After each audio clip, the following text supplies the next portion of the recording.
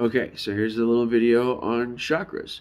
I'm just going to start with the intro thing. And I will say that I'm exploring this and I'm sharing what I'm doing and how I'm trying to access my understanding of chakras. But that's it. I'm not a master of anything. Do your own research. But this is how I've done a little reading. I'll put a book here. I can't remember the name of the book. I think it's called Chakra Yoga. I bought it, and that was my introductory understanding of like chakras and trying to open them and focusing on what they're associated with. So what I do for meditation sometimes is I always try and see if I can feel my chakras. There's a bunch of understandings of how many chakras there are, but the mainstream one is that there's like 7 chakras, and I'm just gonna go through and talk about each chakra, where it is, and how you can try and feel it. Before I get into feeling it, because this is the part that kind of like people, this is like the barrier for a lot of people, and whether or not they even explore this thing, because they don't know if it's real. Like, what can you do with it? Well, it's just feeling inside your body, and you can do it. So I can prove it to you. Have you ever had an upset stomach? Where did you feel that? Was that inside your body? Have you ever had a cramp? What about a headache?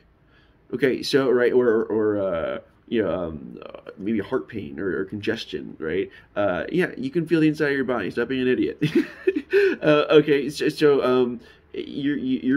you're kind of a battery. You got circuitry running in here. There's electricity running in your brain. You have a nervous system. Electrical synapses get sent through those.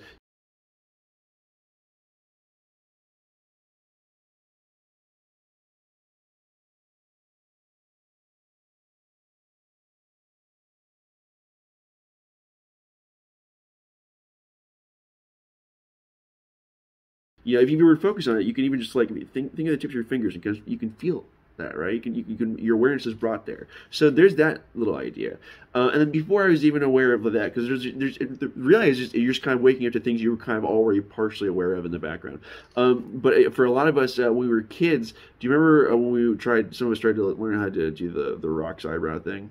Right? We didn't used to know how to do it, and then we just put some time into it. We kind of got it. I didn't. There's kids who did the nostril flaring, right? There's a time where you probably didn't know how to do that, and you spent a couple hours doing it. For me, I could wiggle my ears, and I could do both of them. I couldn't do both of them, at both times of my life. I could do one when I was a kid, and then when I was like older, like 10 or 11, I was started focusing on trying to get the other one. So it's like, there's some features of who we are that we didn't just natively start using. We had to raise our awareness of it and then start doing it. So you start with that kind of level of an open mind, and then think that it could be possible that there's energy centers in your body that you can feel, and then just you can use your time for meditation to see if you can. Just prove it to yourself. See if you can, and if you got the free time and if you're curious, that's it. It's free. And then if you can, maybe from there you can see if you can control or make energy move from one to the other, if you can do anything with that. Just start there. That's kind of it, right? So if you're still here, then let's start. So you get 7 primary chakras.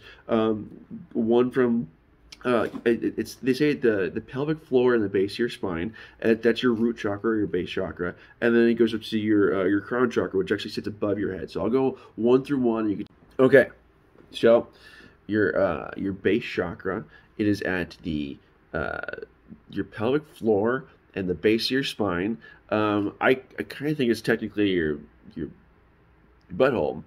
But just you want to find the energy hub around there, and energy is going to flow around the whole area, and you can kind of start to get a sense of it by flexing your muscles down there. Flex your butt cheeks, flex your kegels, flex everything on there, and starting that's you feeling it. That's your first way of being able to feel that. Okay, so just you can meditate and just awareness of that.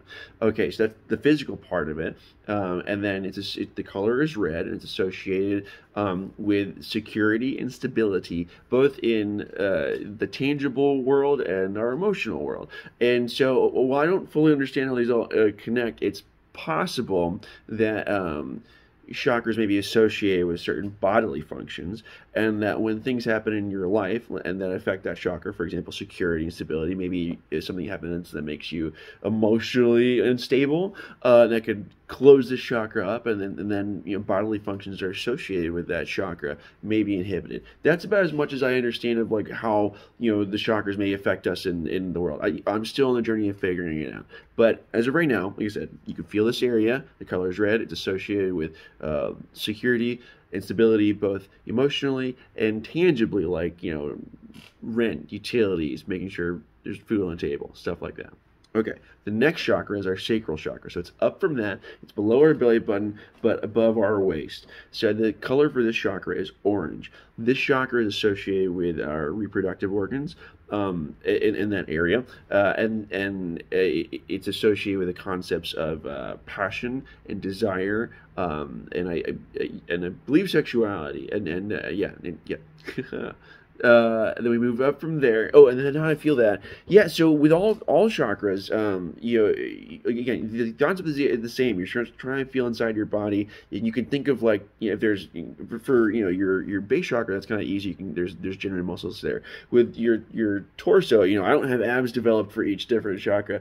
But what would tell me sometimes is I put my finger on just an area on my front and the back around where I think that chakra is, and you can use that to kind of like help bring your awareness to that area, and then try from there to guide yourself in and try to feel that. And you could spend an entire meditation on just one chakra. I tried, when I first started, I tried to get a little bit with all of them, and it is really tricky. It's a lot of discipline involved in just sitting there trying to feel the inside of your body.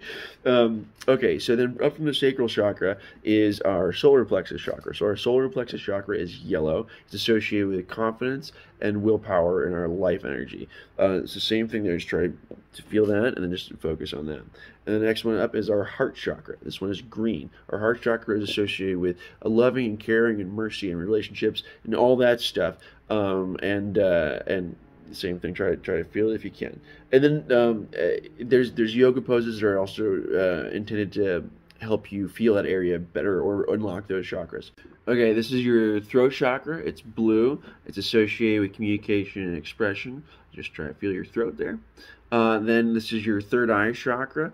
It is indigo, I believe. It's associated with your perception of things seen and unseen, the sensations of the world around us, and our imagination as well.